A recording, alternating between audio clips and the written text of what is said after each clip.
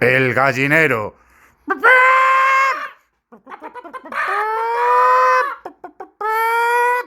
Hola polluelos, bienvenidos al gallinero. Yo soy Vero y lo primero que os quiero pedir es que, por favor, si habéis llegado a este vídeo, le deis manito arriba, os suscribáis al canal si aún no estáis suscritos y activéis la campanita de notificación. Y ya si me dejarais algún comentario, aunque el comentario diga patata, ya sería estupendo.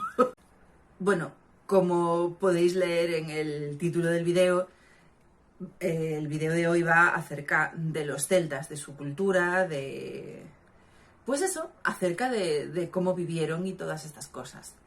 Este ha sido un vídeo muy difícil, llevo trabajando 3 semanas, he hecho otros 2 vídeos improvisados y más bien medio churrillo, con menos trabajo de investigación, más fáciles, porque quería hacer este y lo quería hacer bien, quería que fuera un vídeo bonito, un vídeo entretenido. Espero que el resultado final os guste y os entretenga. Una de las cosas que tenéis que saber acerca de los celtas es que no eran un pueblo con un gobierno centralizado, no eran una gran nación. Ellos ni siquiera se sentían una unidad en sí misma. Cada uno vivía en su pueblo y pues así que había una cultura en común, pero hasta la lengua era diferente.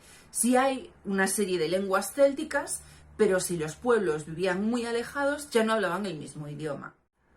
Otro problema que hay cuando te pones a buscar información, a investigar acerca de esta cultura, es que la mayor parte de las fuentes escritas que quedan es por parte de los romanos o de los griegos, y si no, pues lo que han encontrado los arqueólogos.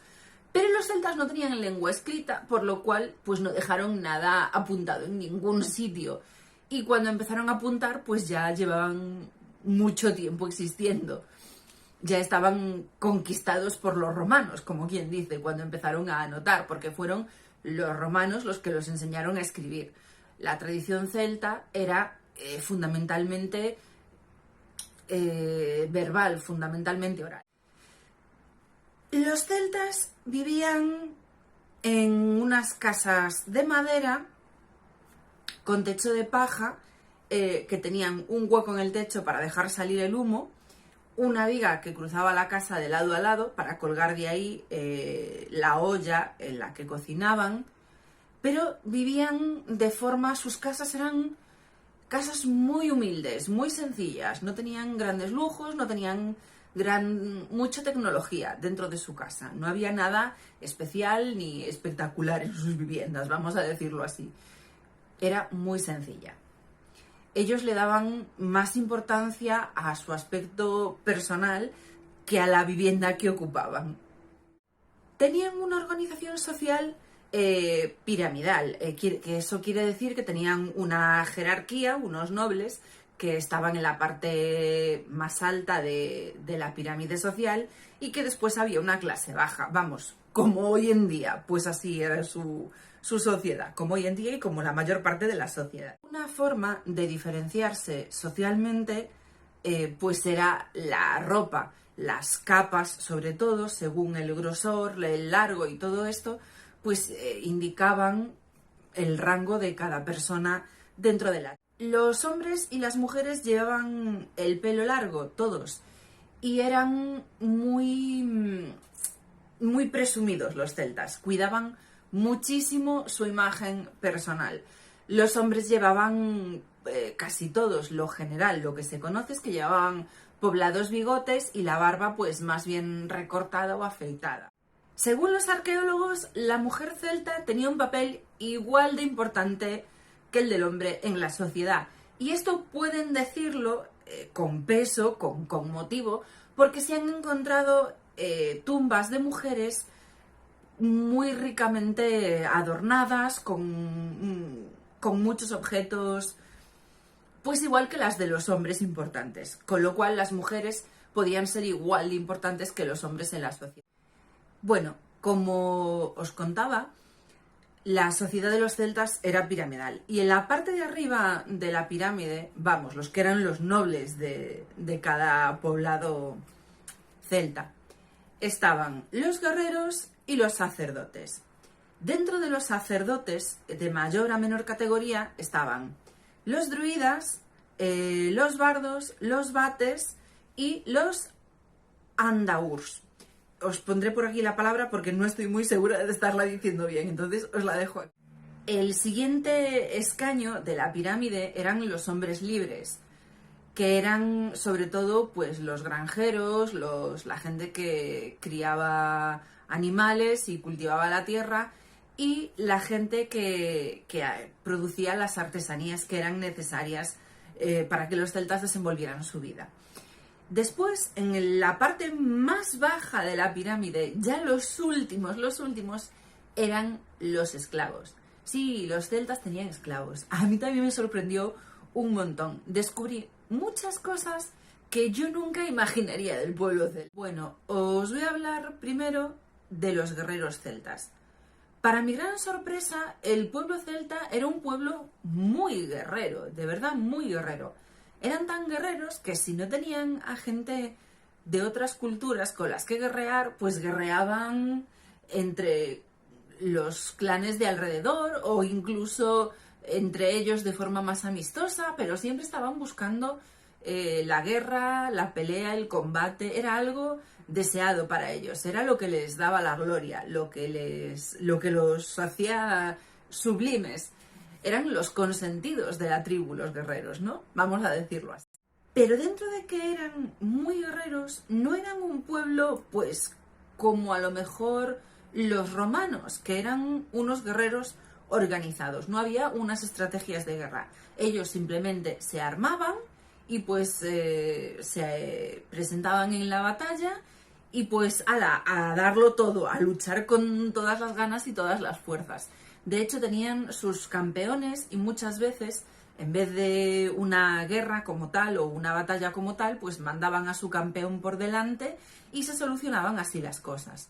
Julio César luchó contra los celtas para conquistarlos, para conquistar su territorio, y dejó escritas muchas cosas acerca de ellos. Gran parte de la información que hay acerca de los celtas la deja escrita Julio César. Y habla mucho de la bravuconería de los celtas, de cómo se echan a la batalla a lo loco, de las cosas que hacen para impresionar al enemigo. Él habla concretamente de algo que vio que lo impresionó mucho, y es que yendo el celta en un carro tirado por caballos, con los caballos a pleno galope, a todo dar, el celta salió del carro y se subió al caballo, cosa que es una auténtica acrobacia. Bueno, ahora os voy a hablar un poco de los sacerdotes celtas. Como os contaba cuando os hablaba de la jerarquía piramidal de la vida de los celtas, había varias categorías de sacerdotes. Los de más arriba, los más respetados, los de más nivel social, eran los druidas.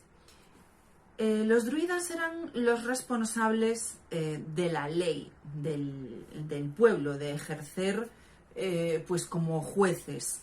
Ellos pues decidían las condenas o los castigos de la gente a su alrededor, pero bueno, también eran sacerdotes en sí mismos, os quiero decir, también colaboraban de la vida religiosa de la tribu, del clan.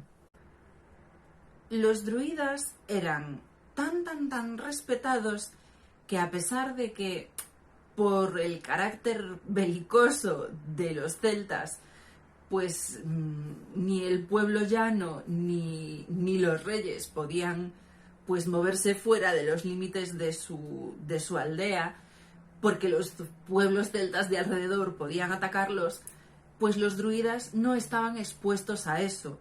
Por la ropa se distinguían que eran druidas, y entonces pues eran tan venerados, tan respetados, que ninguna persona de otro pueblo que viera un druida que no conociera, pues le iba a hacer absolutamente nada. eran muy, muy venerados. Incluso ni siquiera el rey hablaba sin que hubiera hablado antes el druida. Los bardos eran poetas y cantantes, eran músicos y eran responsables un poco. ¿Os acordáis al principio del video que os dije que la cultura era oral, que no tenían nada escrito? Pues los bardos eran los responsables de escribir acerca de los campeones, de las batallas, de los acontecimientos históricos, de hacer canciones y poemas y transmitirlos al pueblo para que no se perdiera la cultura celta, para que no se perdieran las historias. Los vates eran otra categoría de sacerdotes y eran los encargados de las cosas más místicas, de la adivinación, de mirar hacia el futuro, de todas estas cosas. Y por último, los andaurs eran los más bajitos, los que empezaban a estudiar para convertirse en vates, en bardos o en druidas, depende de pues lo lejos que llegaran dentro de sus estudios.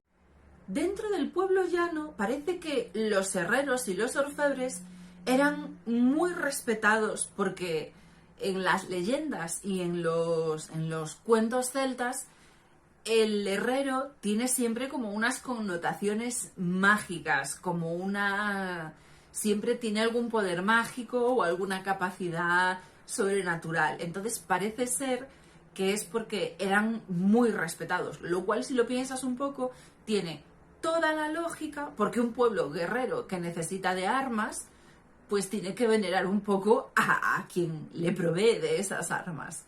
Bueno, deciros que los celtas tenían una religión politeísta, que tenían dioses como que para cada cosa. Tenían un dios pues que era el dios de la casa y del cultivo y de... Julio César dejó algo escrito acerca de esto y los comparaba con los dioses romanos. Pero no eran los mismos dioses en todas las tribus, ni todas las tribus llamaban igual al mismo dios, ni, en fin, que es complicadísimo concretar este y este y este dios, porque como en cada sitio los llamaban distintos y después tenían dioses de las estaciones, dioses de esta tribu en concreta. Este es el dios nuestro que cuida en concreto de esta tribu. Pues es muy difícil hablar de la religión celta a través de sus dioses. Pero sí que es cierto que se encontró información acerca de sus festividades y que se sabe que su religión estaba como muy centrada, como el centro de su religión y de sus festividades eran siempre los ciclos lunares y los cambios de estación. Bueno, y ahora os voy a hablar un poco del calendario celta. Hay un calendario celta por ahí rodando en el que los meses del año tienen nombres de árboles. Y bueno, aunque los celtas sí que adoraban mucho los árboles y sí que tenían bosques sagrados, pues ese calendario no está contrastado. No hay información que diga que ese calendario fue así. Se piensa que se lo sacó de la manga un escritor llamado Robert Graves para una novela. Escribió una novela y se inventó este calendario y ya todo el mundo pues pensó que era un calendario contrastado. Y no es así. Sí que se han encontrado restos de calendario celta, pero ni siquiera se piensa que es un calendario que seguirían todos los celtas. Porque, a ver, recordemos que ocuparon mucho territorio y que eran pequeñas tribus con una misma cultura, pero que no era un pueblo centralizado. Entonces, pues sí que es un calendario que se sabe que seguían los celtas, pero no está muy claro que lo siguieran todos los celtas. Este calendario del que os hablo, que está contrastado, que es un calendario que se sabe que existió, es conocido como el calendario de Coligny, porque se encontró en un pequeño pueblo de Francia llamado así, Coligny.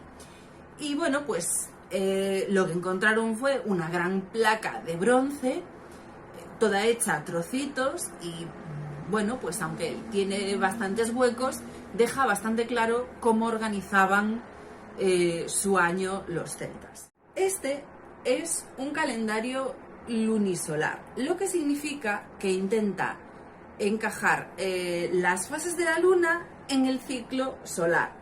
Intenta guiarse por los ciclos de la luna.